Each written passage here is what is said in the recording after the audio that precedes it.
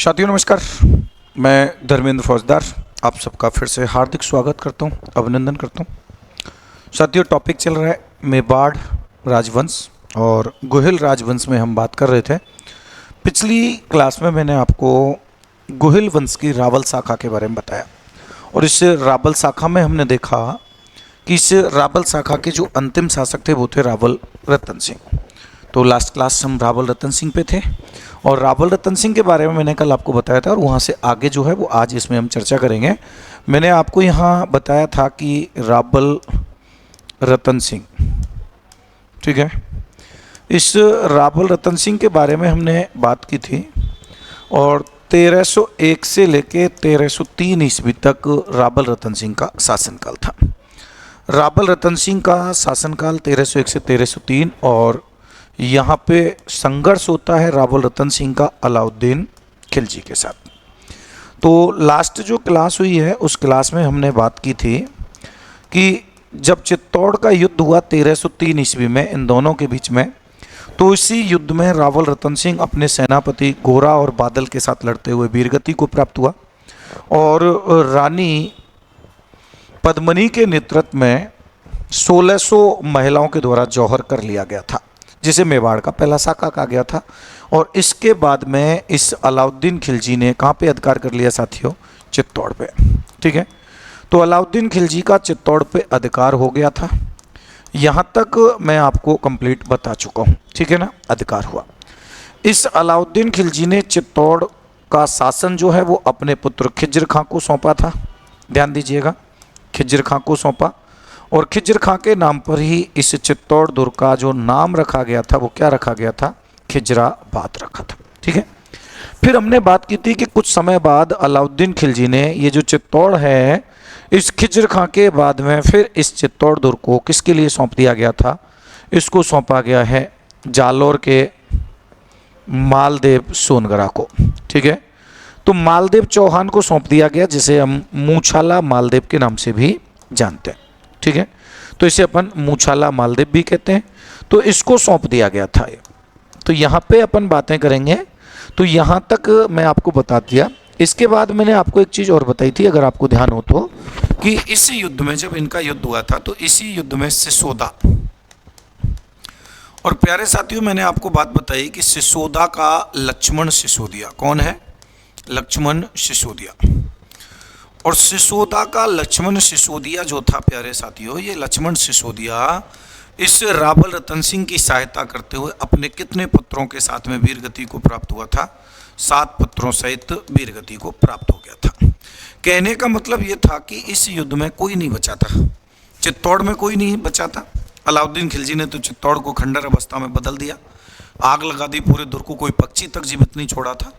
उधर इस सिसोदा में जो भी उस समय उपस्थित थे, जो उस समय वहां उपस्थित थे, वो सब मारे गए थे। कोई भी वहां ऐसा व्यक्ति जीवित नहीं बचा था जो उपस्थित हो उस समय वहां पे और उसने युद्ध में भाग लिया हो और बच गया हो। सारे मारे गए थे। केवल एक व्यक्ति, इस लक्ष्मण सिसोदिया का एक पुत्र जो था, यानी कि 7 पुत्रों से तो वीरगति को प्राप्त हो गया, तो इसका एक पुत्र था अजय सिंह। अजय सिंह, एक तो ये इस अजय सिंह के प्यारे साथियों 2 पुत्र और अजय सिंह का एक भतीजा था। एक भतीजा है हम्बीर। ये जो बताया जाता है कि ये 4 लोग जो है ना, ये 4 लोग इस युद्ध के समय में यहाँ सिसोदा में उपस्थित नहीं थे। अगर ये भी उपस्थित होते तो युद्ध में भाग लेते, और युद्ध में भाग लेते तो ये भी मारे जाते, ये भी मारे जाते। तो बात ये आई कि ये इस समय उपस्थित नहीं थे, तो केवल और केवल ये सेफ बचे थे, बाकी सब मारे गए थे। अब आगे क्या होता है? आगे ये होता है कि जब ये वापस पहुंचते हैं तो इधर तो सिसोदा चित्तौड़ पे तो अलाउद्दीन खिलजी का अधिकार हो गया और उसने आगे चल के इसको सौंप दिया है मालदेव चौहान को। इन लोगों को कहीं पर भी अब ठिकाना नहीं है, तो अब ये ठिकाने की तलाश में भटकते हैं और ठिकाने की तलाश में भटकते हैं तो अब एक पहाड़ी क्षेत्र आता है प्यारे साथियों पास में ही, और इस पहाड़ी क्षेत्र पर अधिकार को लेकर, ध्यान रखना कि पहाड़ी क्षेत्र पर अधिकार को लेकर, अधिकार के लिए निकलते हैं कि कुछ तो चाहिए हमें, अपना अधिकार करें। तो पहाड़ी क्षेत्र पर अधिकार को लेकर एक भुजा नाम का एक राजपूत होता है, भुजा राजपूत। तो भुजा राजपूत से संघर्ष होता है, ठीक है, ध्यान रखना। कि यानी इस भुजा नाम के राजपूत का पहले से ही अधिकार था उन पहाड़ी क्षेत्रों पे, तो इस भुजा राजपूत से इनका संघर्ष होता है इन पहाड़ी क्षेत्र पे अधिकार को लेकर। ठीक है, तो अब यहाँ पे भुजा राजपूत से जब संघर्ष होता है तो ये अजय सिंह का दो पुत्र जो है ना ये तो असफल होते हैं, लेकिन ये जो हम्बीर है ना, ये हम्बीर प्यारे साथियों इस भुजा का दमन करता है, भुजा की हत्या कर देता है, और उसके बाद में इसी भुजा के रक्त से इस हम्बीर का राज्य अभिषेक किया जाता है। ये जो अजय सिंह है ये अपने पुत्रों के स्थान पे अपने भतीजे को सपोर्ट करता है। तो यहाँ से अब इनका पहाड़ी क्षेत्रों पे अधिकार हो जाता है, यहाँ पे रहने लगते हैं। कुछ समय बाद इधर प्यारे साथियों कंडीशंस क्या होती है कि इधर की कंडीशन ये होती है कि मालदेव चौहान की मृत्यु हो जाती है, और मालदेव चौहान की मृत्यु के बाद चित्तौड़ पे उसका पुत्र गद्दी पे बैठता है और नाम होता है जैसा चौहान। ठीक है, अब जैसा चौहान जो है ना वो चित्तौड़ का शासक बना हुआ है, और इधर ये जो हम्बीर है, अब ये हम्बीर प्यारे साथियों ये अटैक करता है किस पे, जैसा पे, और इस हम्बीर ने इस जैसा चौहान को पराजित किया 1326 ईस्वी में। ध्यान दीजिएगा कि 1326 ईस्वी में पराजित कर दिया है हम्बीर ने, और 1326 ईस्वी में इस मालदेव चौहान के पुत्र जैसा चौहान को पराजित कर अब गद्दी मिल गई हम्बीर को। कहाँ की प्यारे साथियों, चित्तौड़ के, और अब चित्तौड़ पे अधिकार होता है इस हम्बीर का। तो कौन था हम्बीर, कहाँ से आया, तो ध्यान रखिए हम्बीर कहाँ से आने वाला है, ये सिसोदा का था, यानी कि सिसोदिया है। और अभी तक चित्तौड़ में जो रावल शाखा चल रही थी, रावल के बाद में इनका अधिकार हुआ, और अब यहाँ चौहानों को पराजित कर दिया हम्बीर ने, और हम्बीर ने इस जैसा चौहान को पराजित कर चित्तौड़ में कौन सी शाखा की स्थापना करी है बेटा, सिसोदिया शाखा की स्थापना कर दी है।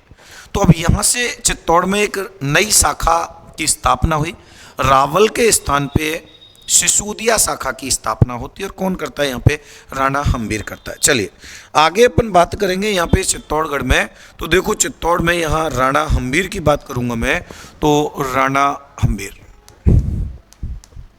या मैं सीधा कहूं सिसोदिया शाखा, हेडिंग डाल देते हैं टॉपिक की, सिसोदिया शाखा चित्तौड़, यानी रावल शाखा के स्थान पे अब कौन सी शाखा चित्तौड़ में, सिसोदिया शाखा की स्थापना हो जाती है। अब आपके सामने यह बात आती है कि चित्तौड़ में सिसोदिया वंश का संस्थापक किसे माना जाता है, तो चित्तौड़ में सिसोदिया वंश का संस्थापक माना जाता है प्यारे साथियों राणा हम्बीर को। देखो अब तक रावल लग रहा था, लेकिन ये हम्बीर जो है ना ये पहला ऐसा शासक होगा मेवाड़ में जो अपने नाम के लिए रावल के स्थान पे राणा की उपाधि लगाना प्रारंभ करेगा। ठीक है, तो राणा हम्बीर जो है वो इस वंश का संस्थापक हो गया, और 1326 से लेके 1364 ईस्वी तक का जो शासनकाल है ना वो राणा हम्बीर का शासनकाल है। अब बातें यहाँ पे करेंगे कि राणा हम्बीर, तो राणा हम्बीर के पिता का नाम क्या था, तो राणा हम्बीर के पिता का नाम था प्यारे साथियों अरी सिंह। लालन पालन तो अजय सिंह ने किया था क्योंकि भतीजा था उसका, जो हमने अभी देखा कि उसके दो पुत्र एक भतीजा था, तो इसके पिता का नाम क्या है, अरी सिंह था। और अब बातें करें कि ये गद्दी पे बैठा, तो देखो ये जो राणा हम्बीर है, इतिहास में राणा हम्बीर को कई सारे उपनामों से जाना जाता है। इसके उपनाम अगर हम देखें, उपनाम या उपाधियों में हम जाएं, तो देखो इसे कई सारे उपनामों से जाना जाता है। तो इसे अपन किस किस नाम से जानते हैं, तो नंबर 1 सबसे पहली बात ध्यान रखें कि इस राणा हम्बीर को मेवाड़ का उद्धारक कहा जाता है। ठीक है, कि मेवाड़ का उद्धारक, एक तो इसे कहा जाता है, मेवाड़ का उद्धारक कहा जाता है, क्योंकि जब गद्दी पे बैठा था तो मेवाड़ की स्थिति बड़ी बिखरी हुई अवस्था थी। एक बिखरी हुई अवस्था के मेवाड़ को धीरे धीरे इसने समेटा और पटरी पर लेके आया था, और फिर उसको आगे बढ़ाया। तो उसके बाद अपन बातें करेंगे, तो एक तो ये चीज़ इसे ध्यान रखेंगे कि इसे मेवाड़ का उद्धारक कहा जाता है। दूसरा प्यारे साथियों इसे कहा जाता है वीर राजा। ध्यान रखना, इस वीर राजा जो है ना वो इसे कहा गया है, एक ग्रंथ है रसिक प्रिया की टीका में। ठीक है, कि रसिक प्रिया की टीका में इसे क्या कहा गया है, तो रसिक प्रिया की टीका में इसे वीर राजा के नाम से जाना गया है। तो एक तो ये चीज़ ध्यान रखनी है कि रसिक प्रिया की टीका में से वीर राजा कहा गया है। तीसरा अगर अपन बात करें तो देखो इसे कहा गया है मेरे प्यारे साथियों विषम घाटी पंचानन। ध्यान रखना कि इसे विषम घाटी पंचानन के नाम से जाना गया है, ठीक है। और इसे विषम घाटी पंचानन कहा गया है। और विषम घाटी पंचानन इसे किस में कहा गया है, तो अपन बात करेंगे इसे विषम घाटी पंचानन कहा गया है कीर्ति स्तंभ प्रशस्ति में, ठीक है। कीर्ति स्तंभ प्रशस्ति में इसे किस नाम से जाना गया है, तो इसे कीर्ति स्तंभ प्रशस्ति में विषम घाटी पंचानन कहा गया है। वहीं पे अगर अपन बातें करें तो देखो इस राणा हम्बीर को एक नाम दिया है और वो है प्रबल हिंदू राजा, ठीक है। तो इसे प्रबल हिंदू राजा के नाम से जाना गया। और प्रबल हिंदू राजा इसको किसने कहा है, कर्नल जेम्स टॉड ने, ठीक है। तो कर्नल जेम्स टॉड ने इसे क्या नाम दिया है, तो प्रबल हिंदू राजा कहा है कर्नल जेम्स टॉड के द्वारा इसको कहा गया है। तो ये इसके उपनाम याद रखिएगा कि मेवाड़ का उद्धारक है वीर राजा, विषम घाटी पंचानन और प्रबल हिंदू राजा। क्लियर है यहाँ तक का। चलिए अब अपन बातें करेंगे इसके शासनकाल की प्रमुख घटनाओं पे। तो इसके शासनकाल की हम प्रमुख घटनाएं देखेंगे साथियों। तो प्रमुख घटना कौन कौन सी इसकी आती है, तो प्रमुख घटना में जब हम बातें करें तो देखो इसके समय में क्या हुआ। तो सीधी सी बात है कि इस हम्बीर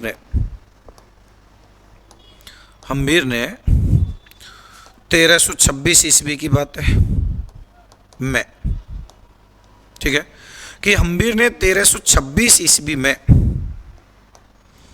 मालदेव चौहान के पुत्र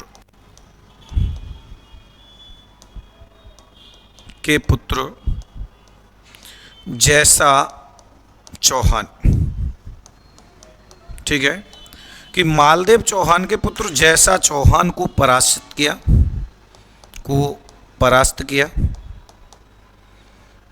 और जैसा चौहान को परास्त कर चित्तौड़ पर अधिकार किया है, ठीक है, कि चित्तौड़ में सिसोदिया वंश की स्थापना की, याद रखिएगा, ठीक है साथियों। तो चित्तौड़ में सिसोदिया वंश की जो स्थापना हुई है वो किसके समय में किसके द्वारा की गई है, तो चित्तौड़ में सिसोदिया वंश की स्थापना राणा हम्बीर के द्वारा की गई है। और जब चित्तौड़ में सिसोदिया वंश की स्थापना हो गई प्यारे साथियों, तो फिर इसने क्या किया है, तो इसने स्थापना होने के बाद राणा हम्बीर ने, ध्यान दीजिएगा कि राणा हम्बीर ने अपने नाम के लिए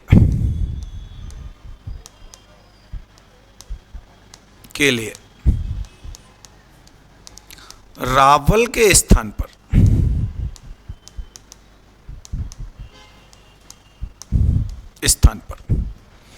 राणा की उपाधि लगाने की घोषणा की थी, याद रखिएगा प्यारे साथियों, ठीक है। तो राणा की उपाधि लगाने की घोषणा हुई, प्रारंभ किया गया। अब तक जो मेवाड़ के शासक थे गोहिल वंश के, वो अपने नाम के लिए रावल लगाते थे। रावल शाखा बप्पा रावल से शुरू होकर रावल रतन सिंह उसका अंतिम शासक था। लेकिन बात यहाँ पे अब आती है कि रावल के स्थान पर कौन सी उपाधि लगी है, राणा की उपाधि लगाने की घोषणा जो है वो किसने की थी, तो अब ध्यान रखिएगा राणा हम्बीर के समय से राणा की उपाधि लगाना प्रारंभ हो जाता है। ओके, चलिए आगे की बात करते हैं कि देखो इसके समकालीन दिल्ली का शासक कौन था, या मैं सीधी सी बात कहूँ कि जब यहाँ राणा हम्बीर गद्दी पे बैठा 1320 ईस्वी में, तो उस समय दिल्ली में कौन था, तो 1320 ईस्वी की बात है। ये 1326 में गद्दी पे बैठा है और उधर 1320 में खिलजी वंश की समाप्ति हो जाती है, जो मैं आपको एक दिन बता चुका हूँ। दिल्ली सल्तनत के पांचों वंश और उन पांचों वंशों का क्रम और पांचों वंशों का शासन समय मैंने आपको सीधे सीधे बताया। गुल खिले तसला में गुलाम वंश, खिलजी वंश, तुगलक वंश, सैयद वंश, लोधी वंश, और पांचों का समय बताया मैंने। एक मोबाइल नंबर दिया था 9020145126, तो उससे सीधा सीधा सा याद हो जाता है। तो इस समय तुगलक वंश यहाँ पे आ जाएगा प्यारे साथियों 1326 में। तो तुगलक वंश का शासक है इसके समकालीन। तो अब यहाँ पे ना एक युद्ध हुआ, और एक युद्ध हुआ राणा हम्बीर के समय में प्यारे साथियों, और वो युद्ध है सिंगोली का युद्ध। कौन सा युद्ध है? सिंगोली का। तो सिंगोली का युद्ध हुआ, और सिंगोली का जो युद्ध हुआ ये हुआ 1336 ईस्वी में। ध्यान रखना कब हुआ, 1336 ईस्वी में ये सिंगोली का युद्ध हुआ है। और सिंगोली जो पड़ता है प्यारे साथियों, ये पड़ता है कहाँ पे, बांसवाड़ा में। ध्यान रखना सिंगोली का युद्ध कहाँ पे हुआ है, बांसवाड़ा में। अब किस किस के बीच में ये युद्ध हुआ है, तो याद रखिएगा कि ये युद्ध हुआ प्यारे साथियों, एक तो राणा हम्बीर बरसेज, मोहम्मद बिन तुगलक। राणा हम्बीर वर्सेज मोहम्मद बिन तुगलक के मध्य में ये युद्ध हुआ।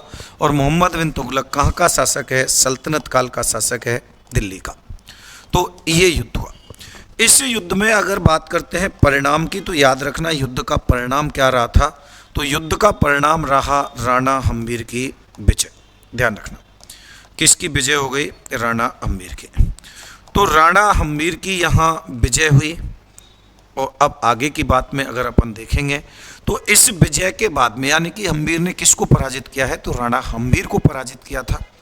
इसके बाद राणा हम्बीर ने, याद रखना ठीक है, कि इसके बाद ये जो राणा हम्बीर है, राणा हम्बीर ने और क्या काम करवाया है, तो राणा हम्बीर ने चित्तौड़ दुर्ग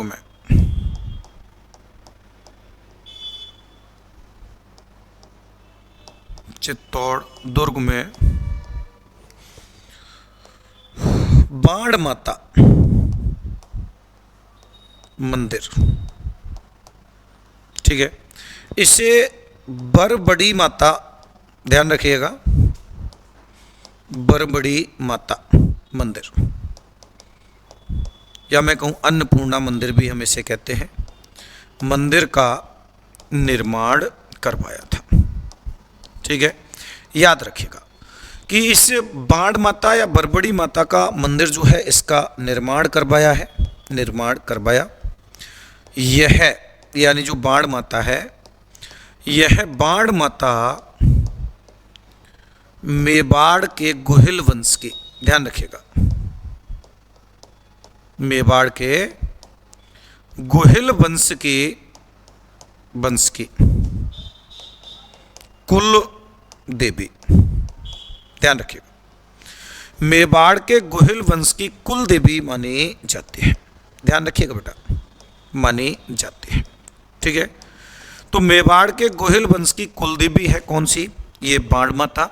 इस बाण माता के बारे में अगर बातें करें तो ध्यान रखिएगा बेटा कि ये जो बाण माता जो इनकी कुलदेवी है ना, इस बाण माता के मंदिर की पहली बार जो मूर्ति की स्थापना हुई थी वो 7वीं सदी में बप्पा रावल के समय हुई थी। ध्यान रखिएगा कि बप्पा रावल ने जब मेवाड़ को जीता था, जब मेवाड़ में 734 ईस्वी में मौर्य शासक मानमोरी को पराजित किया था, तो उस मानमोरी को पराजित करने के बाद जब मेवाड़ में गोहिल वंश की स्थापना हुई चित्तौड़ में, तो इस बाण माता की मूर्ति को बप्पा रावल गुजरात से लेके आए थे और गुजरात से लेके यहाँ पे आए और इसकी स्थापना की। इसके बाद में फिर ये विदेशी आक्रमण जो हुए कई सारे, उन आक्रमणों में मूर्ति ध्वस्त हुई और फिर 13वीं सदी चल रही है, ये 14वीं सदी जो चल रही है यहाँ पे, और इस 14वीं सदी में इस बाण माता मंदिर का पुनर्निर्माण जो जीर्णोद्वार करवाया, इसे भव्य रूप जो दिया गया था, वो भव्य रूप किसके द्वारा दिया गया था, इस राणा हम्बीर के द्वारा इसको भव्य रूप दिया गया था। तो एक तो आपको अच्छे तरीके से ये याद कर लेना है कि यहाँ पर यानी कि क्या क्या आपको समझ में आना है। तो ये सारी चीज़ें जो हैं वो किसके काल की बातें हैं, ये राणा हम्बीर के शासनकाल की बातें आपको यहाँ पे मिल जाती हैं। ठीक है ना। इसके बाद अगर अपन यहाँ से और आगे बात करेंगे तो देखो ये जो राणा हम्बीर है, इस राणा हम्बीर का शासनकाल जो है वो 1326 से लेके 1364 ईस्वी तक आ गया। लेकिन अब आगे की बात जब हम करें तो 1364 के बाद राणा हम्बीर के बाद में यहाँ अगला जो शासक हुआ वो हुआ राणा क्षेत्र सिंह। कौन हुआ, राणा क्षेत्र सिंह अगला शासक यहाँ पे होता है। देखिए हाँ, तो उसके बाद हम अगला जो शासक पढ़ेंगे, ठीक है, राणा हम्बीर के बाद, और ये पढ़ेंगे राणा क्षेत्र सिंह। ठीक है साथियों, अब हम बात करेंगे इस राणा क्षेत्र सिंह के बारे में। और ये जो क्षेत्र सिंह है इसे हम राणा खेता के नाम से भी जानते हैं। और राणा खेता में अगर अपन बात करें तो खेता का जो शासनकाल है वो आएगा प्यारे साथियों 1364 से लेके 1382 ईस्वी तक। ठीक है, 1364 से 1382 ईस्वी तक इस राणा क्षेत्र सिंह या खेता का शासन समय है। अब इसके बारे में अपन बातें करते हैं यहाँ पे, तो फिर क्या इसके बारे में कौन कौन से पॉइंट्स हैं। तो यहाँ देखिए इसके समकालीन, पहली बात तो ये ध्यान रखिएगा कि इसके समकालीन दिल्ली शासक, दिल्ली शासक, और इसके समकालीन जो दिल्ली शासक था वो था प्यारे साथियों फिरोज तुगलक, तुगलक वंशी चलेगा। तो फिरोज तुगलक इसके समकालीन शासक हो गया यहाँ पे। और अगर अपन यहाँ पे बातें करते हैं तो इसके समकालीन, दिल्ली में तो ये हो गया, तो इसके समकालीन मालवा शासक और देखेंगे, मालवा शासक। और इसके समकालीन मालवा का शासक था प्यारे साथियों दिलाबर खां गौरी। ठीक है, कि दिलाबर खां गौरी मालवा का शासक है। इस राणा क्षेत्र सिंह ने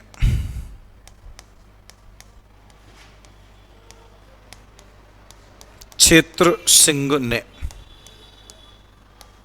सिंह ने दिलाबर खां गौरी को पराजित किया। ध्यान रखिएगा, किसको पराजित किया है, तो दिलाबर खां गौरी को पराजित किया है, पराजित किया। ठीक है, तो राणा क्षेत्र सिंह ने दिलाबर खां गौरी को पराजित किया तथा यहां से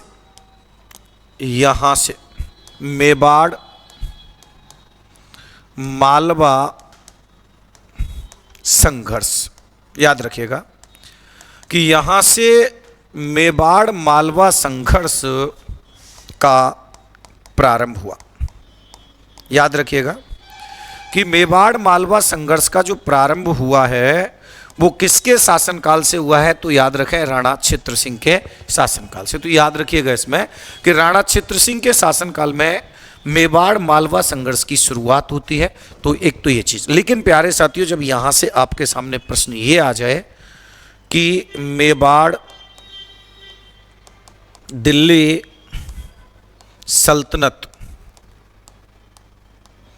संघर्ष, कि मेवाड़ दिल्ली सल्तनत संघर्ष का प्रारंभ किसके शासनकाल से हुआ था, तो आप बताएंगे मुझे यह कि मेवाड़ दिल्ली सल्तनत संघर्ष का प्रारंभ किसके शासनकाल से हुआ था। याद कीजिए मैंने आपको जब रावल शाखा बता रहा था, तो रावल शाखा के समय में मैंने आपको बताया था एक शासक रावल जैत्र सिंह। ठीक है, 1213 से 1252 ईस्वी तक।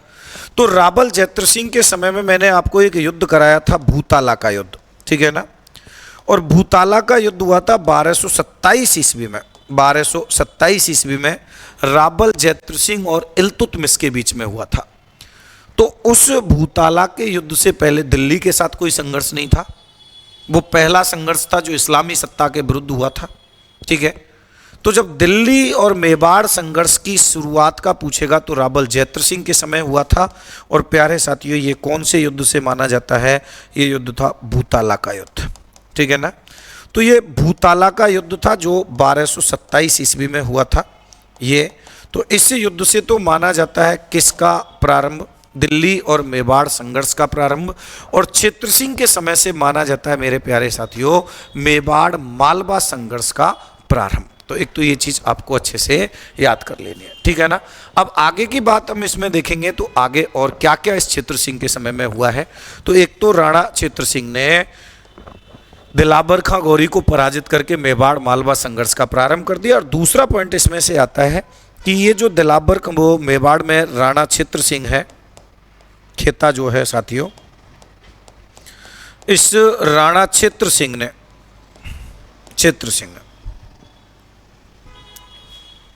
हाडोती के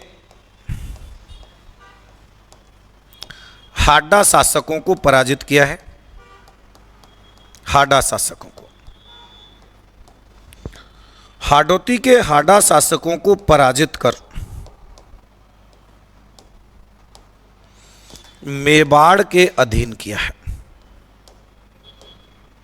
मेवाड़ के अधीन किया। यानी अब तक जो हाड़ौती के हाड़ा शासक थे वो स्वतंत्र थे, लेकिन राणा क्षेत्र सिंह के समय में हाड़ौती के हाड़ा शासकों को पराजित करके उनको मेवाड़ के अधीन कर लिया गया। तो सीधा सीधा सा प्रश्न आपको बनता है कि हाड़ा शासकों को, या कहूँ हाड़ौती के हाड़ा शासकों को मेवाड़ के अधीन करने का श्रेय किसे दिया जाता है? तो ध्यान रखिएगा, राणा क्षेत्र सिंह को। किसको दिया जाता है? कि राणा क्षेत्र सिंह को दिया जाता है। याद रखना प्यारे साथियों कि हाड़ौती के हाड़ा शासकों को मेवाड़ के अधीन करने का श्रेय राणा क्षेत्र सिंह को दिया जाता है। एक तो ये याद रखिएगा, दिया जाता है। ठीक है। इसके बाद अगर अपन बातें यहाँ से करते हैं आगे और देखें तो इस राणा क्षेत्र सिंह ने 56 के मैदान, ध्यान रखना कौन सा मैदान है? 56, कि 56 के मैदान पर अधिकार कर मेवाड़ में मिलाया।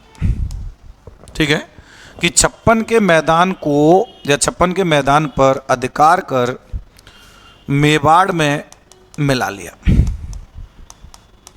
तो एक ये भी याद रखिएगा। अब 56 का मैदान आप जानते हैं कि माही नदी जो आपने पढ़ी है, उस माही नदी का जो प्रभा क्षेत्र है, उस माही नदी के प्रभा क्षेत्र को ही अपन किस नाम से जानते हैं? उसे ही हम 56 का मैदान कहते हैं। तो 56 के मैदान को भी अधिकार में कर लिया। मेवाड़ का विस्तार हो रहा है, हाड़ौती के हाड़ाओं को अपने अधीन कर लिया है, अधीनता स्वीकार करवाने के लिए विवश कर दिया। 56 के मैदान पे कब्जा कर लिया, अब को उसको मेवाड़ में मिला लिया। मेवाड़ और मालवा संघर्ष का प्रारंभ कर दिया। ये सारे काम किसके शासनकाल में हो रहे हैं? ये राणा क्षेत्र सिंह या राणा खेता के शासनकाल में हो रहे हैं। इस राणा खेता के बाद प्यारे साथियों अब यहाँ इसका पुत्र गद्दी पे बैठा और पुत्र का नाम है राणा लक्ष्य सिंह या राणा लाखा। तो हम बात करेंगे इसमें अगला जो शासक आपका है और उसमें हम देखते हैं तो राणा लक्ष्य सिंह। ध्यान दीजिएगा कि राणा लक्ष्य सिंह या हम कहें राणा लाखा। ठीक है, और ये प्यारे साथियों इनका जो शासनकाल है वो है 1382 से लेके 1421 ईस्वी तक। ठीक है, कि 1382 से लेके 1421 ईस्वी तक राणा लाखा का शासनकाल है। इम्पोर्टेंट शासक है, आपको अच्छे से पढ़ लेना है। इसमें अपन बात करेंगे कि क्या क्या इसके शासनकाल में हुआ था। बहुत चीज़ें इसको हमें इसके बारे में मिलेंगी, तो देखेंगे इसके बारे में क्या क्या कंडीशंस होती हैं। तो देखिए ये जो राणा लाखा है, इस राणा लाखा के पिता के बारे में हम बात करें तो इसके पिता का नाम हो गया राणा क्षेत्र सिंह। ठीक है, कि इसके पिता का नाम क्या है? राणा क्षेत्र सिंह, जिसे हम किस नाम से भी जानते हैं? खेता के नाम से भी हम जानते हैं। इसके बाद अगर बातें हम इसमें करें कि ये जो राणा लाखा है, इस राणा लाखा के एक पुत्र का नाम यानी कि हमको मिलता है, और इसके पुत्र के बारे में हम बातें करें। देखो यहाँ कि पुत्र, और ध्यान रखो इसके 2 पुत्रों का उल्लेख होगा। ठीक है, 2 पुत्र, जिनमें से नंबर 1 जो पहला ज्येष्ठ है, खूब बड़ा पुत्र है, और वो है राजकुमार चूड़ा। ध्यान रखना, अब ये सिसोदिया है तो हम इसे चूड़ा सिसोदिया भी कह सकते हैं। एक तो ये याद रखिएगा, ठीक है ना, कि राजकुमार चूड़ा या चूड़ा सिसोदिया, एक तो ये यहाँ पे आपको पुत्र मिलना है।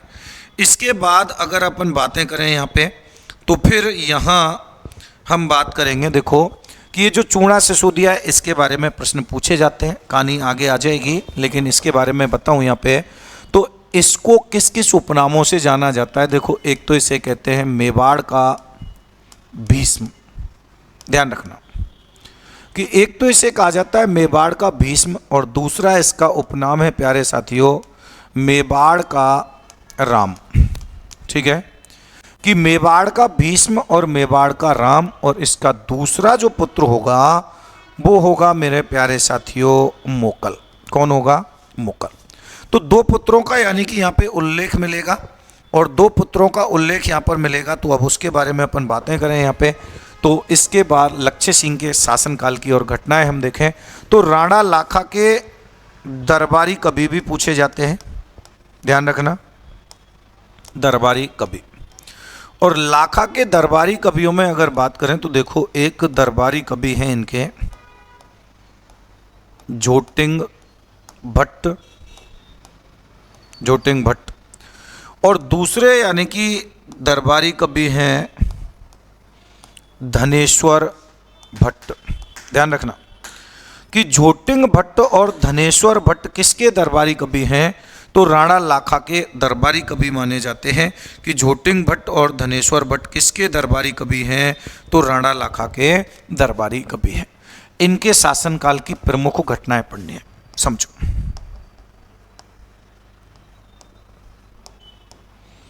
प्रमुख घटना, लाखा के शासनकाल में कौन कौन सी घटनाएं घटित होती हैं इस चीज के बारे में अपन बातें करते हैं। देखिए लाखा के शासनकाल में जब लाखा यहाँ गद्दी पर बैठा तो सबसे पहली बात आती है कि इस लाखा के शासनकाल में जाबर, वर्तमान में उदयपुर में पड़ता है, जाबर में चांदी की खानों का पता लगाया गया। ठीक है, पता लगाया गया। एक तो ये चीज ध्यान रखना कि जो जाबर की चांदी की खाने हैं, जाबर की चांदी की खानों का पता किसके समय में लगाया गया था? तो राणा लाखा के समय में लगाया गया कि जाबर में चांदी की खानों का पता लगाया गया तथा इससे मेवाड़ की आर्थिक स्थिति मजबूत हुई। ध्यान रखिएगा, ठीक है, मजबूत हुई। यानी यहाँ जाबर में चांदी की खानों का पता लगाया जाता है जिससे कि मेवाड़ की जो अर्थव्यवस्था है वो सुदृढ़ हो जाती है, मजबूत हो जाती है। अब राज्य में चांदी निकलेगी तो वैसे ही रियासत जो है वो बड़ी सुदृढ़ मजबूत आर्थिक व्यवस्था जो है वो बिल्कुल यानी कि यहाँ इम्प्रूव हो जाएगी। यानी रावल रतन सिंह के समय में जिस चित्तौड़ को खंडर बना दिया गया था, कुछ भी नहीं छोड़ा चित्तौड़ में, अलाउद्दीन खिलजी ने धीरे धीरे उसको राणा हम्बीर ने धीरे धीरे समेटा, पटरी पर लेके आया। ठीक है, और अब आगे बढ़ने लगा तो जब राणा लाखा गद्दी पे बैठे तो राणा लाखा के शासनकाल में प्यारे साथियों यहाँ जाबर जो स्थान है, यहाँ चांदी की खानें निकली और चांदी का उत्पादन होने लगा तो विदेशों तक चांदी का व्यापार हुआ। और जब विदेशों तक चांदी का व्यापार होने लगा तो फिर वैसे ही मजबूत रियासत बन गई, धनी रियासत हो गई। राणा लाखा के शासनकाल में मेवाड़ इतनी धनी रियासत हो गई कि लड़ना तो दूर, कोई सोचे ना कि लाखा से लड़े। तो एक तो ये चीज़ें यानी कि आपको यहाँ से ध्यान रखनी है। दूसरा और क्या काम हुआ लाखा के समय में, उन पर अगर और बातें करें तो प्यारे साथियों इस लाखा के शासनकाल में, लाखा के शासनकाल में ही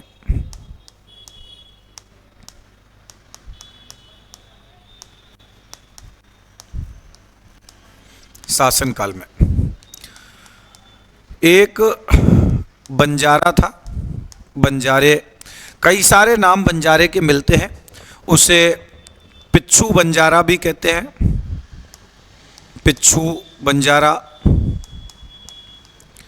चिड़ी मार बंजारा, कई सारे नाम हैं उसके, चिड़ी मार बंजारा, लखा बंजारा। ठीक है, बहुत सारे नाम हैं, लेकिन ध्यान रखिए धनी बंजारा था।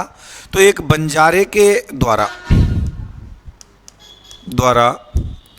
अपने बैल की याद में, किसकी याद में? बैल, और अपने बैल की याद में एक झील का निर्माण करवाया था।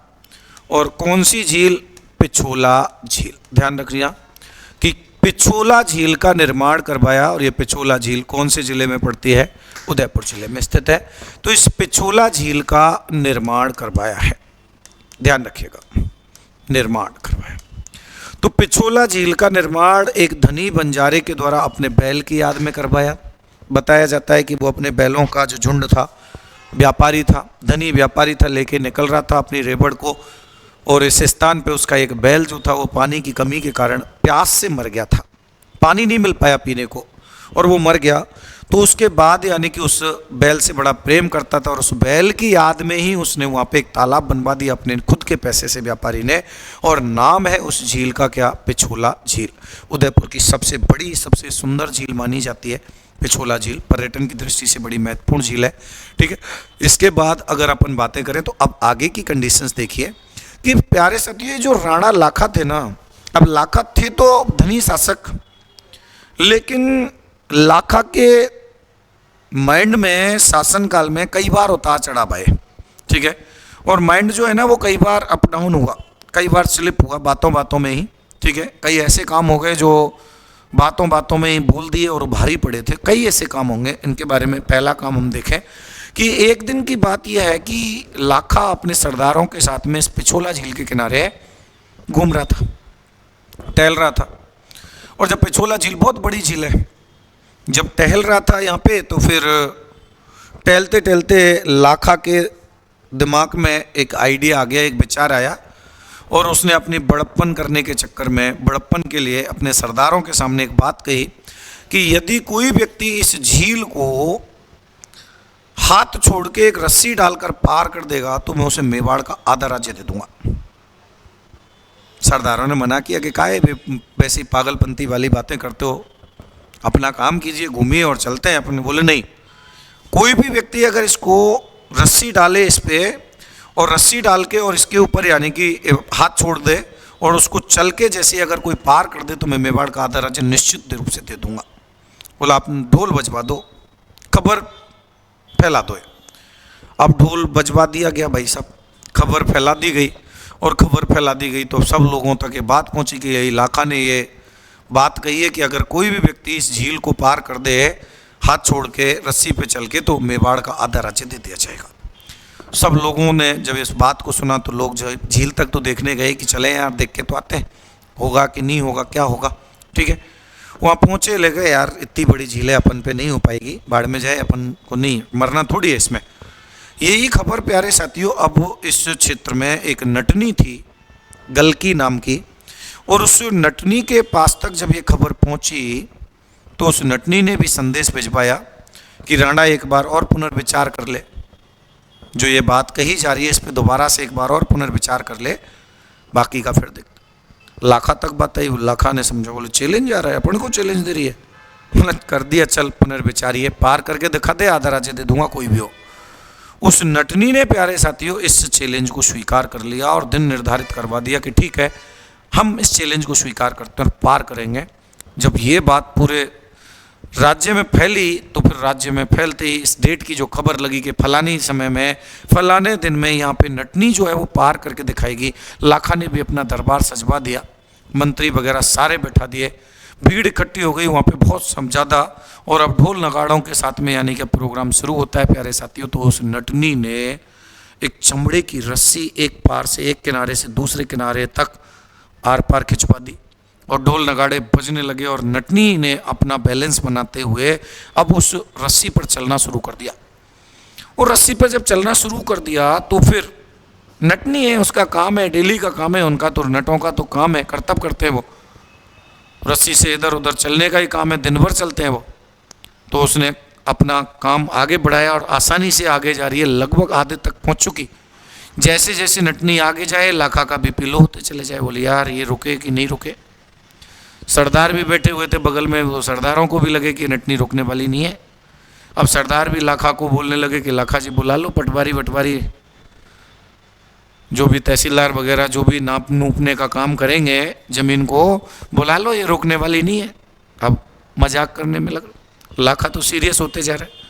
सरदारों को लाखा ने बोला कि तू क्यों दांत फाड़ रहा है, जब मेरा राज्य आधा होगा तो बेटा सरदारों की भी पोस्ट कम होंगी, सरदार भी आधे होंगे, सबसे पहले तेरी नौकरी जाएगी।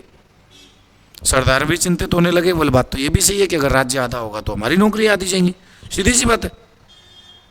तो अब कंडीशंस ये बनने लगी कि उनमें से एक सरदार अब लाखा के पास पहुंचा है कि लाखा अगर इच्छा हो तो मैं कुछ करके देखूं। लाखा ने बोला कि देख ले यार कुछ हो तो, बाकी ये रोकने वाली तो है नहीं है। तो साथियों उस भीड़ में जो उसका उत्साहवर्धन कर रही थी नटनिका कि शाबाश, गुड, वेरी गुड, थोड़ा सा और है, पार कर जाएगी, रुकेगी नहीं तो कर सकती है, ठीक है। तो उत्साह एक बहुत बड़ी चीज़ होती है। आपके पीछे भी अगर कोई ऐसा ही हो कि आपकी पीठ को ऐसे ही थपथपाते रहे कि नहीं यार कर जाएगा, कुछ नहीं, ज़्यादा नहीं है, थोड़ी सी मेहनत और कर ले बस हो जाएगा, आपकी बार क्वालिफाई कर जाएगा पेपर को, तो प्रोत्साहन वाली बात होती है। एक आपके कुछ ऐसे यार दोस्त भी होते हैं कि रहने दे यार, हमने पिछले साल मैंने खुद ने 10-10 घंटे पढ़ाई की थी, कुछ नहीं हुआ, फलाने को भी देख ले उसने तो 12-12 घंटे पढ़ाई की थी, कुछ भी नहीं हुआ, तो कहाँ से कर लेगा यार, तो 6-7 घंटे ही पढ़ता है, तू कहाँ से करेगा, वो नहीं होगा तेरे से, नहीं होगा तेरे से। मतलब डीमोटिवेट करने वाले बहुत होते हैं और एक होते हैं मोटिवेट करने वाले, ठीक है।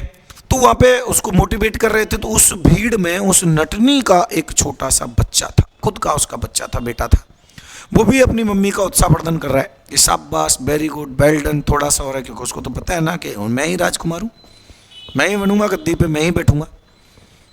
तो उस सरदार को पता चला कि ये उसका बेटा है। अब सरदार को पता चलता है कि उसका बेटा है, तो देखो यहाँ से साथियों 2 कहानियाँ आपको मिलती हैं इतिहास में, कि एक तो सीधी सीधी सी है, उसमें ज़्यादा कोई टाइम वेस्टेज नहीं करना, कि उन सरदारों ने धोखे से उस रस्सी को ही काट दिया जिसमें वो नटनी चल रही थी, और रस्सी काटी गई तो नटनी जो है वो गिर गई राज्य बचा देने से। दूसरी कहानी ये मिलती है कि जो उसका बच्चा था, जो उसका उत्साहवर्धन कर रहा था अपनी माँ का, तो सरदारों को पता चला, तो उसमें से सरदार उस बच्चे के पास पहुंचा और जोर से जाके बच्चे को जोर से चुटकी काट दी, पकड़ा है ऐसे, और कहीं से भी पूरे बॉडी में से, छोटा सा बच्चा है, तुम भी ऐंठ देते हो किसी छोटे मोटे बच्चे को अपने घर परिवार में, तुम्हें भी कोई ऐसा गोलू मोलू सा मिल जाए तो पकड़ के ऐसे खींच ही देते हो उसको, बच्चा रोए ना तब तक मज़ा नहीं आए तुमको भी, है ना। तो सरदार पहुंचा और उसने देखा कि मम्मी मम्मी कह रहा है कि शाबाश मम्मी, वेल डन मम्मी, ठीक है, बोली ये उसी का बच्चा है। तो उसने, उस सरदार ने उसको जोर से चुटकी काट दी। अब जैसे ही चुटकी काटी, बच्चा बहुत जोर से रोया प्यारे साथियों, रोते की ही आवाज़ जो है उस बच्चे की रोने की, वो पहुंची किसके पास में, वो पहुंची नटनी के कानों में, जो अपना संतुलन बना के, अपना बिल्कुल माइंड जो सेट करके और उस रस्सी पर संतुलन बना के चल रही थी। और जैसे ही उसके कानों में उसके बच्चे की बहुत जोर से करुण स्वर, रोने के आवाज़ जो है ना, वो उसके कानों में पहुँचते सुनते ही वो एकदम से विचलित हो गई। माँ तो माँ होती है रे, ठीक है। तो जैसे वो एकदम से विचलित हुई और उसने पीछे मुड़ के देखा, बैलेंस बिगड़ गया, और बैलेंस बिगड़ गया तो नटनी जो थी प्यारे साथियों वो उसमें गिर गई। इस तरीके से लाखा का राज्य जाते जाते बचा था इस पिछोला झील के किनारे। एक बार तो यहाँ की बात और भी आएगी, आगे हम पढ़ेंगे, लेकिन इस राणा लाखा ने, ध्यान रखिएगा कि उस घटना के बाद प्यारे साथियों इस राणा लाखा ने इस झील के किनारे, कौन सी झील के किनारे, पिछोला झील के किनारे, कि इस पिछोला झील के किनारे उस गलकी नाम की जो नटनी थी, उस नटनी का चबूतरा बनवाया था। याद रखिएगा, ठीक है, कि गलकी का चबूतरा बनवाया था, उस नटनी का चबूतरा। ये पुलिस के एग्जाम में पूछा गया था कि प्रसिद्ध नटनी का चबूतरा किस झील के किनारे स्थित है, तो नटनी का चबूतरा पिछोला झील के किनारे स्थित है, जिसका निर्माण किसने करवाया, राणा लाखा ने करवाया। तो एक तो ये चीज़ आपको अच्छे से ध्यान रखनी है कि लाखा के शासनकाल में एक बार तो ये काम हुआ था। दूसरी बात ये आती है प्यारे साथियों कि इस लाखा के शासनकाल में दिल्ली का जो शासक था वो कौन था, ठीक है, इसके समकालीन दिल्ली शासक। तो लाखा के समकालीन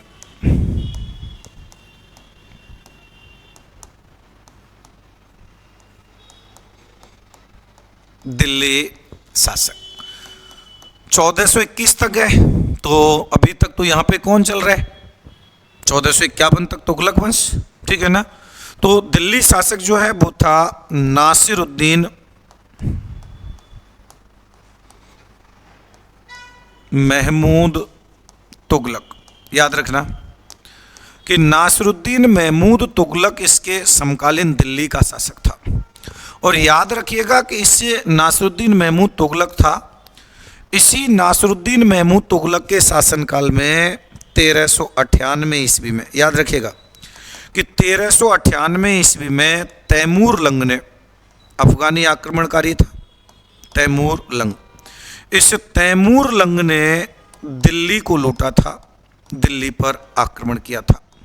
ठीक है, भारत पे आक्रमण किया और दिल्ली को लूटा था। तो दिल्ली पर आक्रमण कर लूटा था, याद रखिएगा। ठीक है, तो तैमूर लंग का दिल्ली पर आक्रमण हुआ या भारत पे आक्रमण हुआ था 1398 ईस्वी में। तो ये इस समय मेवाड़ का शासक कौन था? राणा लाखा था। तो एक तो ये पॉइंट आपको याद रख लीजिएगा। ठीक है, इसके अलावा देखो लाखा के समय में और क्या क्या घटनाएं घटित हुई हैं। तो एक बार तो लाखा का जो मानसिक संतुलन है वो अप डाउन हो चुका। दूसरी बार और अपन थोड़ा सा यहाँ पे बात करेंगे तो लाखा के शासनकाल में क्या हुआ था। तो देखो मैंने आपको थोड़ी देर पहले एक बात बताई है कि जब राणा क्षेत्र सिंह था तो राणा क्षेत्र सिंह ने हाड़ौती के हाड़ा शासकों को पराजित कर दिया और हाड़ौती के हाड़ा शासकों को पराजित करके हाड़ौ शासकों को अपने अधीन कर लिया। तो हाड़ौती के जो हाड़ा शासक हैं वो मेवाड़ के अधीन हो गए। लेकिन बात यहाँ पे आती है कि देखो इस लाखा के शासनकाल में, लाखा जब मेवाड़ का शासक था उस समय हाड़ौती का शासक था। ठीक है, इस समय हाड़ौती कह दूं या मैं कह सकता हूँ बूंदी। तो इसके समय में बूंदी का शासक था और बूंदी का शासक है हाडा हमू। इसे हाडा हम्बीर भी कहते हैं, याद रखिएगा। ठीक है, हाडा हमू या हाडा हम्बीर, हाडा लगा हुआ है हाड़ौती का होगा। हाडा हमू या हाडा हम्बीर ने मेवाड़ की अधीनता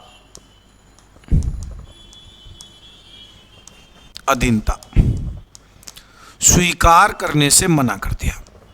ध्यान रखिएगा, स्वीकार करने से मना कर दिया, याद रखिएगा।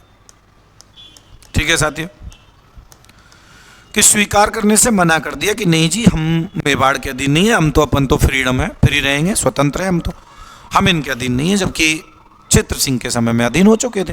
तो यहां मान लीजिए ऐसे विद्रोह हो गया। लाखा को पता चला, अब लाखा अपने आप में शक्तिशाली शासक और उसे पता चला कि बूंदी का शासक है वो हमारी अधीनता स्वीकार करने से मना कर रहा है। अब लाखा थोड़े जोश में था और उसने यानी कि छोटी मोटी सेना इकट्ठी करी, बोले चलो इसको इनकार कर रहा है, सुधार कहते हैं।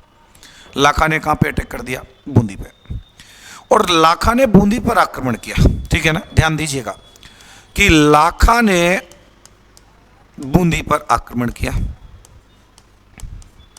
आक्रमण कर दिया। लेकिन हुआ क्या प्यारे साथियों, लाखा जिसको कमजोर समझा वो फायर निकला। ठीक है, पुष्पा टाइप फायर हो गया कि लाखा ने उसको बिल्कुल कमजोर समझा था कि हाड़ा हमू छोटा सा शासक है, बोले हमारी अधीनता स्वीकार करने से इनकार कर रहा है, चलो इसके पास दबा के आते हैं इसके मित्रों को। लेकिन जब आक्रमण किया तो वहां पर ये जो हाड़ा हमू था, ये हाड़ा हमू निकल गया प्यारे साथियों वाइल्ड फायर। ठीक है, और आक्रमण किया, लेकिन लाखा की पराजय हो गई, लाखा की पराजय हुई। अब लाखा हार गया, ध्यान रखना, लाखा हार गया। लाखा हारने का मतलब था उसके आत्मसम्मान को बड़ा आघात हुआ। लाखा हार गया और हाड़ा हमू से हार गया, बहुत बड़ी बात हो गई कि इतना छोटा सा शासक हमको हरा दिया, लाखा को हरा दिया। लाखा ले गया दिल पे बात और लाखा ने प्यारे साथियों गुस्से में आके अब एक प्रण कर लिया। पराजय के बाद लाखा ने प्रण किया। ठीक है, कि पराजय के बाद लाखा ने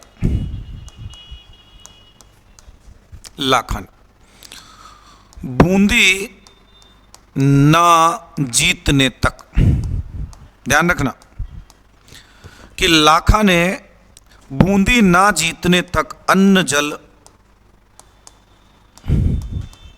का त्याग कर दिया कि जब तक बूंदी नहीं जीत लूंगा तब तक मैं अन्न जल का ग्रहण नहीं करूंगा। ये प्रण कर लिया उसने कि बूंदी जीतूंगा उसके बाद ही पानी पीऊंगा, अन्न खाऊंगा। अब प्रण कर लिया, समझाया, बोले काय को बेकार में जीत लेंगे बूंदी को भी हम, लेकिन नहीं, बोले मैं पानी तब पीऊंगा जब बूंदी जीत लूंगा, खाना ही तब खाऊं जब मैं बूंदी जीत लूंगा। अड़ गया लाखा, अब लाखा तो लाखा, अड़ गया तो अड़ गया सब। अब बातें ये आई, अब देखो बूंदी को भी जीतना इतना आसान नहीं है। अगर इतना आसान ही होता तो आड़ा हमू चैलेंज भी क्यों करता। भाई साहब बात ये आई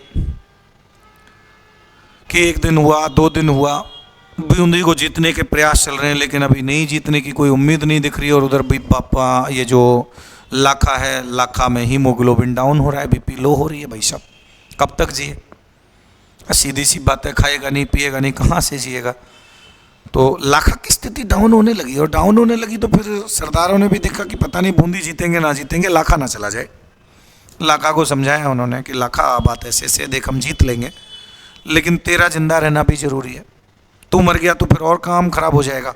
हाँ हम प्रण करते हैं, तेरा प्रण पूरा करेंगे, हम भी एक प्रण करते हैं, बूंदी को पक्का जीतेंगे, लेकिन बूंदी को जीतेंगे तब जब तू जिंदा रहे, तू ही मर जाएगा फिर क्या ही करेंगे तेरी प्रतिज्ञा का। बोलो चाहे तो कुछ और विचार करके हम देख सकते हैं कि बात भी रह जाए, प्रण भी पूरा हो जाए और जिंदा भी रह जाए। बोला अगर ऐसा हो सकता है तो देखते हैं कुछ। तो अब बेटा प्यारे साथियों, यहाँ पर क्या हुआ था कि इस लाखा की इस प्रतिज्ञा को पूरा करने के लिए बूंदी का एक नकली किला बनाया गया। नकली किला मतलब खुद ही बनाएंगे और खुद ही बना के खुद ही आक्रमण करेंगे, खुद ही जीत लेंगे, हल्ला हो जाएगा, बूंदी जीत ली, ढिंडोरा पिटेगा, लाखा खा पी लेगा, बाकी की बाद में देखी जाएगी।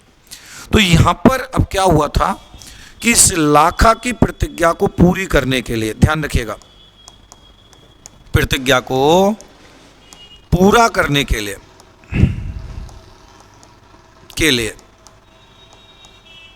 ठीक है, कि लाखा की प्रतिज्ञा को पूरा करने के लिए बूंदी का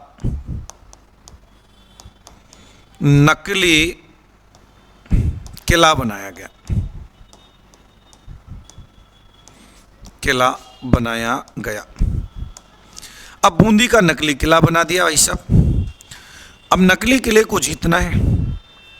इसी समय में इस लाखा की सेना में लाखा का एक साला था, लाखा की पत्नी थी हाड़ी रानी थी, उसका भाई था, और लाखा का साला था, ध्यान रखिएगा, और लाखा का साला था प्यारे साथियों हाड़ा कुंभा। अब उस हाड़ा कुंभा को पता चलता है कि ऐसे ऐसे बात है कि यार हमारी जो मातृभूमि है बूंदी, उसको जीतने के लिए, यानी कि ओरिजिनल में तो जीत नहीं पा रहा, जीजा होगा अपनी जगह पोका, लेकिन मातृभूमि से बढ़ के थोड़ी है। हाँ जीजा है अपनी जगह पे, लेकिन मातृभूमि तो फर्स्ट है। तो उसने देखा, बोली ओरिजिनल में तो जीत नहीं पा रहे हैं, लेकिन उसको नकली किला बना के उसको जीतने की कोशिश में लगे हुए हैं। मतलब मेरी मातृभूमि इतनी कमजोर थोड़ी है जो ऐसे नकली भी जीत लेंगे, जीत के दिखाओ नकली। उस हाड़ा कुंभा ने अपने साथियों को इकट्ठा करके योजना बना डाली कि ये ऐसे ऐसे करेंगे। बोले मर गए थोड़ी है हम, हमारे जीते ये जीते जीवित रहते हुए नकली भी जीत के दिखा दो। उसने क्या किया कि अपने साथियों को इस नकली किले के अंदर छिपा दिया, और अंदर छिपा दिया अपने हथियारों से, तीर कमान लेके अंदर छिप गए। और उधर का उनका प्लानिंग ये था कि नकली किला है, खुद का ही किला है, खुद की सेना जाएगी, 10-20 लोग 50 लोग जाएंगे, 2-4-10 लोग उधर से होंगे, वो आती थोड़ी देर लड़ेंगे, और लड़ेंगे तो वो आत्मसमर्पण कर देंगे, बोले जीत गए, लाखा तक खबर पहुंचा देंगे, लाखा अपना काम कर लेगा। ये हुआ उनका, तो यही फाइल थी, इसी तरीके की योजना बनाई उन्होंने तो।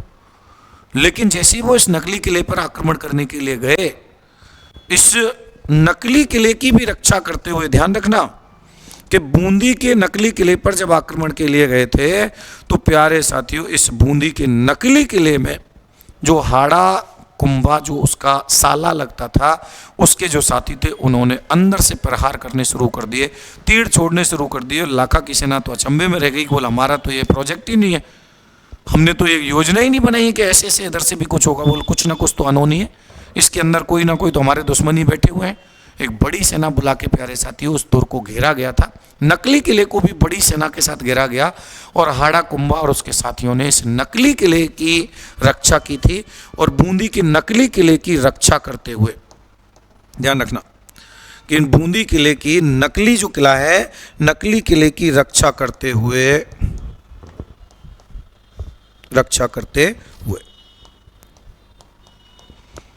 कुंभा, हाड़ा कुंभा लाखा का साला था। हाड़ा कुंभा अपने साथियों के सहित वीर गति को प्राप्त हुआ था, ध्यान रखना, वीर गति को प्राप्त हुआ तथा, ठीक है, इस तरीके से फिर लाखा की प्रतिज्ञा पूरी हुई थी। नकली किले को जीता और नकली किले को जीतकर लाखा की प्रतिज्ञा जो है उसको पूरा किया गया था। लाखा की प्रतिज्ञा पूरी हुई थी। तो एक घटना आपकी ये आती है, ये राणा लाखा के ही शासनकाल की आती है। इसके अलावा अब और घटनाएं हम देखें इस लाखा के शासनकाल में, तो लाखा के शासनकाल में अब और घटनाएं देखें तो क्या हुआ था उसके इधर और देखते हैं। देखो, लाखा के समय में एक घटना और घटित होती है कि ये जो राणा लाखा है, राणा लाखा ने, ध्यान दीजिएगा, राणा लाखा ने मारवाड़ के रणमल राठौड़ की बहन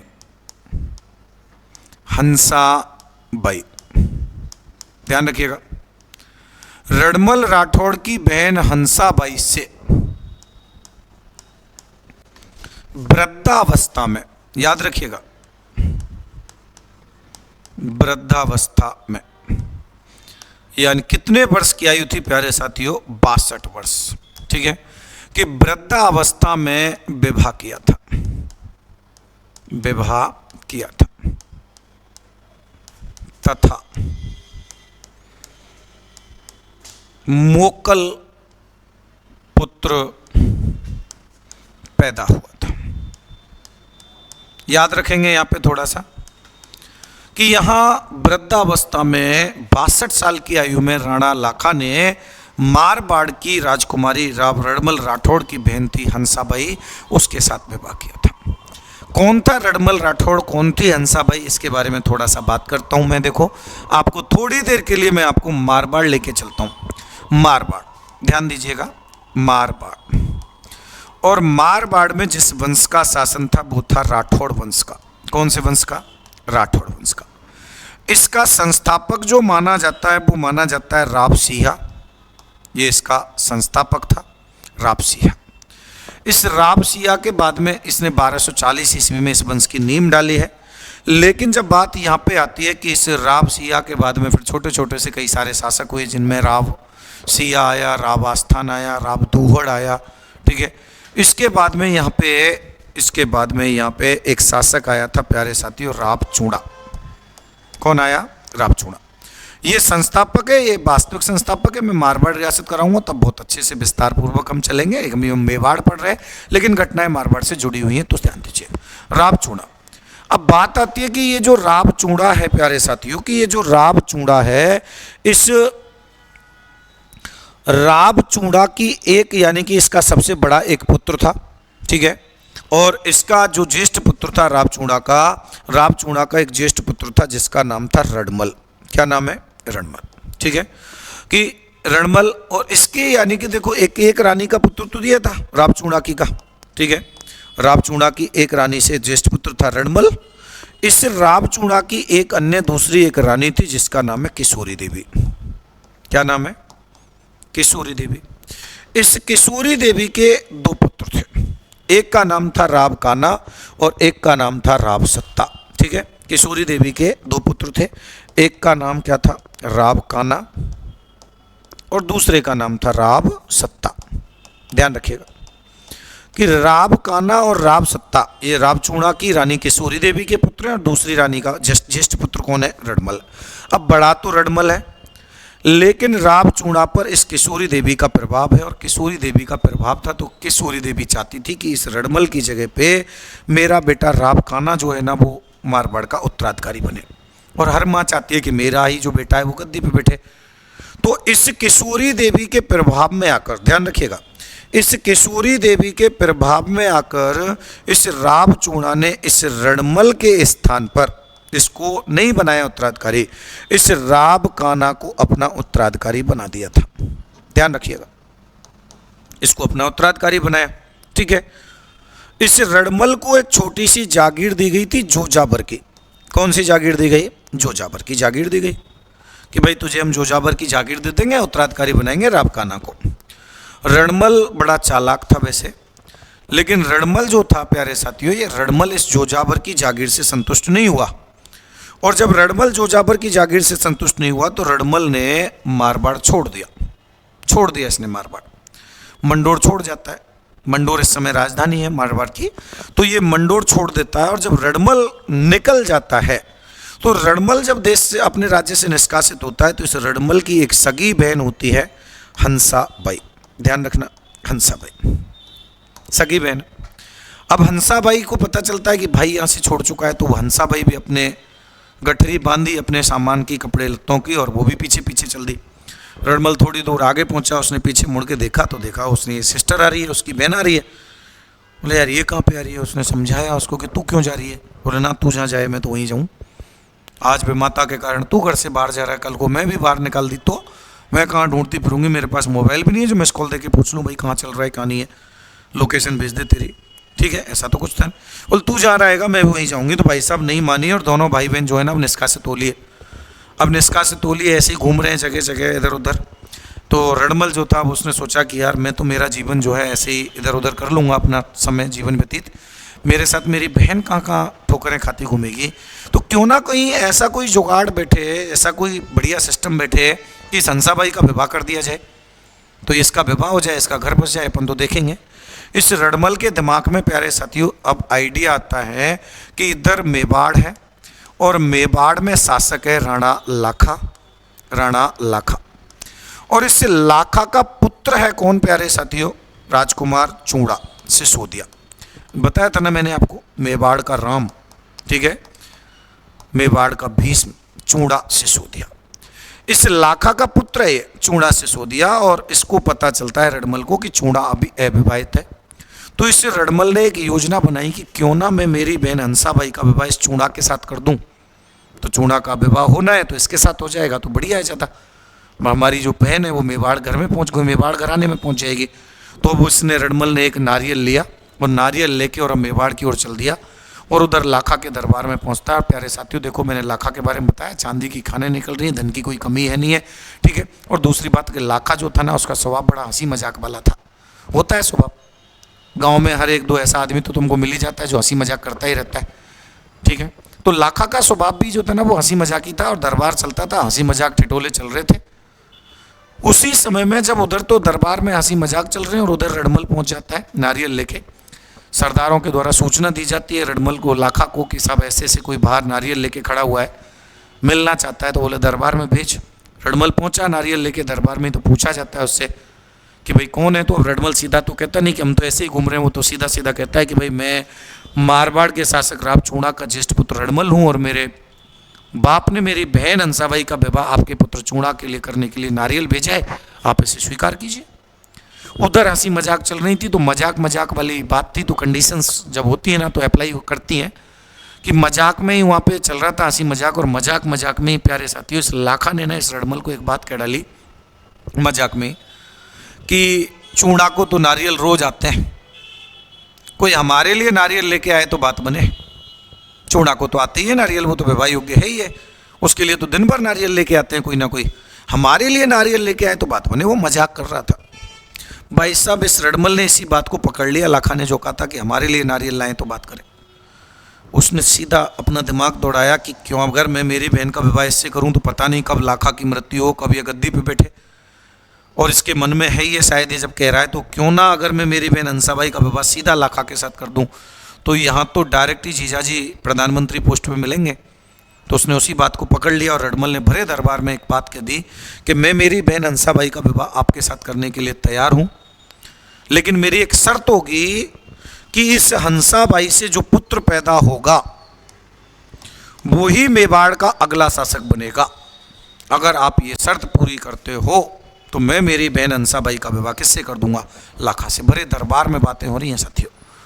लाखा के सामने जब ये बात भाई तो लाखा ने तो मना किया, बोले बेबड़ा हो रहा है क्या? मैं तो कोई मेरी उम्र है, ये 62 साल का हूँ, मैं मजाक कर रहा हूँ, बैठ जा, चूड़ा आ जाएगा, दिला देंगे तेरा नारियल। बोले ना, मैंने तो सुना था कि मेवाड़ के लोगों की जबान बड़ी पक्की होती है, वो जबान के बड़े पक्के होते हैं कि एक बार जो जबान से कह दिया वो कह दिया, हटते नहीं है पीछे। और मैं तो देख रहा हूँ कि यहाँ जबान दे के हट रहे। बोले तुम्हारी कोई वैल्यू है या नहीं है?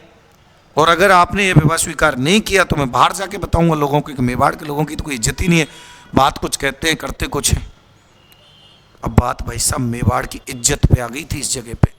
खूब समझाने का प्रयास किया, लेकिन नहीं। जब बात इज्जत पे आ गई तो कुछ समय बाद चूड़ा दरबार में पहुंचा।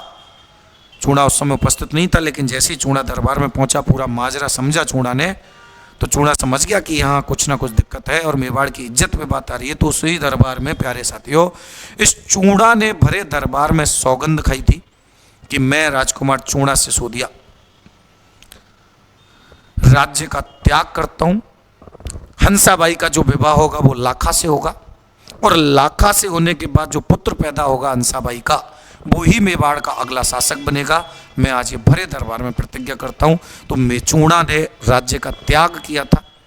जिस तरीके से राम ने अपने भाई के लिए त्याग किया, उसी प्रकार से हंसाबाई के पुत्र, इसका पुत्र होगा प्यारे साथियों मोकल।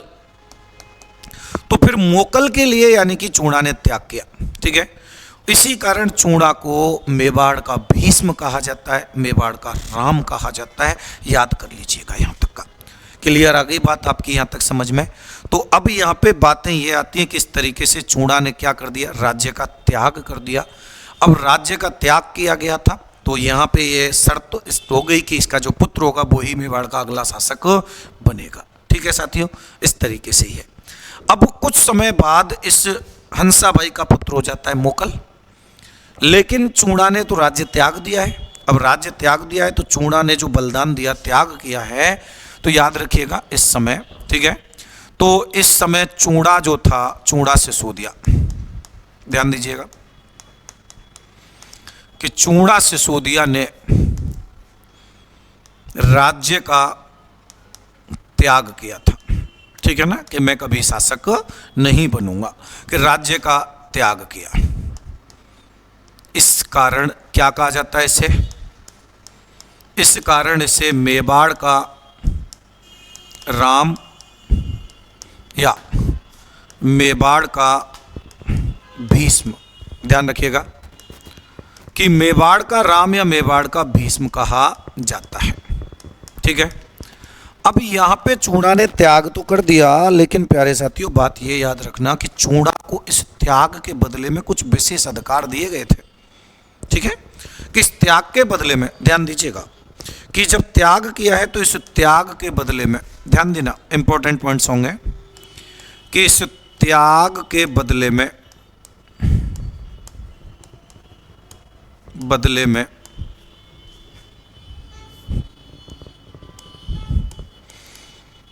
चूड़ा को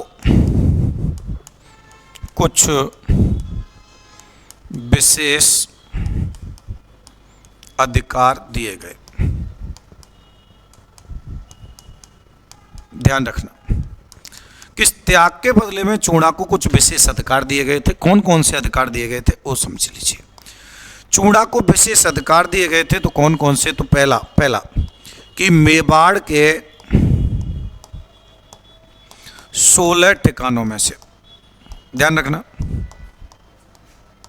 ठिकानों में से 4 ठिकाने, कितने ठिकाने, 4, ध्यान रखिएगा कि मेवाड़ के कुल एसीडी के 16 ठिकाने थे। इनमें से 4 बड़े बड़े जो ठिकाने थे, 4 ठिकाने कौन कौन से, सलूम्बर,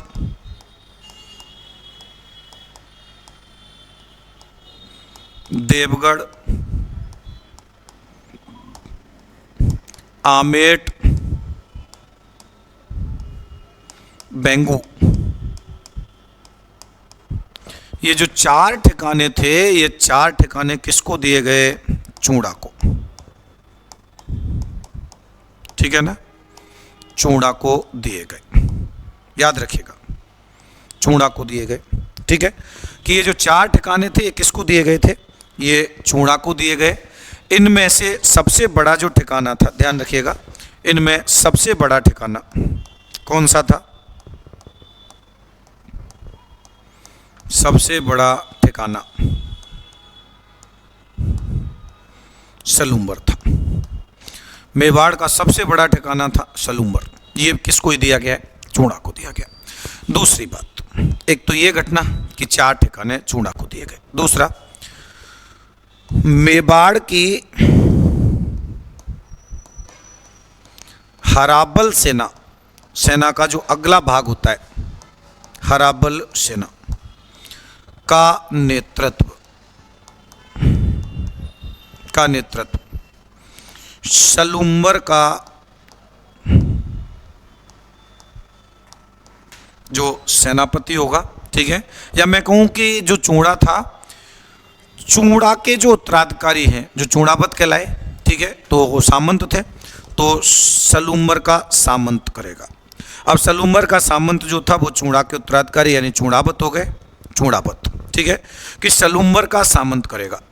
यानी जब भी, ये नहीं कि यहीं तक, आगे तक की कंडीशन बनाई कि हराबल सेना जो है उसका नेतृत्व सलूम्बर का सामंत करेगा, यानी चूड़ावतों के पास हराबल सेना का अधिकार रहेगा। इसके अलावा मेवाड़ के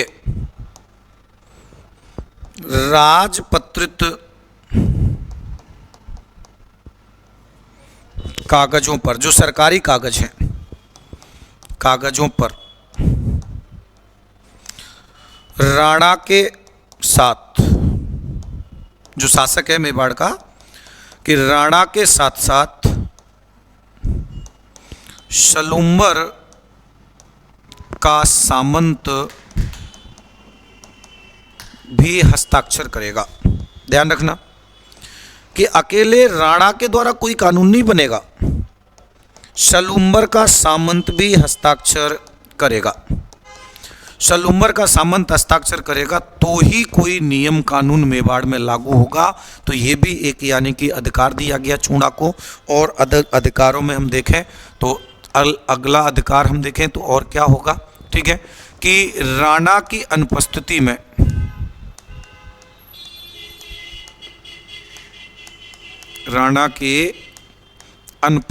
में सलूम्बर का सामंत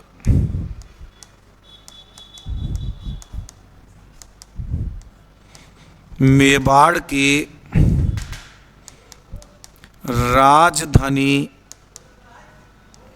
संभालेगा, ठीक है, कि अगर राणा राजधानी से बाहर होगा तो सलूम्बर का जो सामंत होगा वो राजधानी संभालेगा। एक तो ये आपको ध्यान रखना है, ठीक है, तो एक तो ये चीज़। और राजा मेवाड़ के राणा के राज्य अभिषेक के समय, जब भी कोई राणा बनेगा उसका राज्य अभिषेक होगा, राणा के राज्य अभिषेक के समय राज्य अभिषेक के समय सलूम्बर का सामंत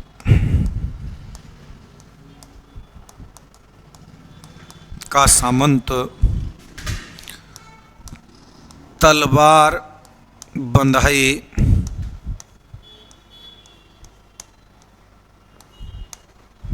की रस्म करेगा, ठीक है, कि जब भी नया शासक बनता था तो तलवार बांधी जाती थी उसकी कमर पे, तो तलवार बंधाई की रस्म जो करेगा वो कौन करेगा, सलूम्बर का सामंत करेगा। तो ये कुछ अधिकार दिए गए थे प्यारे साथियों चूड़ा को, जो उसने त्याग किया था कि मैं कभी शासक नहीं बनूंगा, और उस हंसाबाई का जो पुत्र पैदा होगा वो ही मेवाड़ का अगला शासक बनेगा। तो उस त्याग के बदले में उस चूड़ा को कुछ विशेष अधिकार जो हैं वो यहाँ पर दिए गए थे। इसके बाद में अब कंडीशंस ये बनती हैं कि कुछ समय बाद जब मोकल का जन्म हो गया, हंसाबाई ने एक पुत्र को जन्म दिया मोकल को, और जब मोकल को जन्म हुआ, लाखा देखो 62 साल की आयु में तो विवाह ही किया है, अब 62 साल में विवाह करेगा तो अब और ही क्या ही स्थिति होनी है, कुछ समय बाद तो और ज़्यादा वृद्ध होना है। और वृद्ध हुए तो लाखा ने अपने जीवन काल में ही, मृत्यु से पहले ही, कि लाखा ने अपने जीवन काल में ही इस मोकल को अपना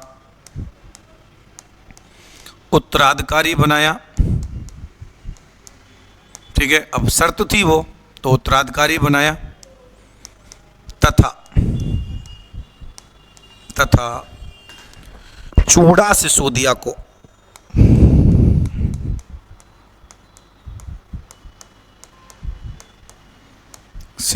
को मोकल का संरक्षक नियुक्त किया था। ध्यान रखना, ठीक है, यानी अपना उत्तराधिकारी तो किसको बना दिया है, उत्तराधिकारी तो मोकल को बनाया है, और चूड़ा सिसोदिया को मोकल का क्या नियुक्त किया था, तो मोकल का जो संरक्षक नियुक्त किया है, तो संरक्षक नियुक्त किया किसको? चूड़ा सिसोदिया को। ठीक है। और कुछ समय बाद फिर 1421 ईस्वी में प्यारे साथियों, 1421 ईस्वी में लाखा की क्या हो जाती है? मृत्यु। ठीक है। और लाखा की अब मृत्यु हो जाती है 1421 ईस्वी में हो गई। और लाखा की मृत्यु के बाद अब अगला शासक कौन बन गया? यहाँ पे मोकल बन गया। मोकल, इसके बाद में फिर मोकल का पुत्र आएगा प्यारे साथियों कुंभा। अब बड़े बड़े शासक जो हैं वो आपके यहाँ से आना स्टार्ट हो जाएगा। और अगली क्लास में अपन यहाँ से बाद मोकल और मोकल के बाद के जो अन्य शासक हैं उनके बारे में चर्चा करूँगा। तो फिर मिलते हैं नई क्लास में, तब तक के लिए नमस्कार, धन्यवाद।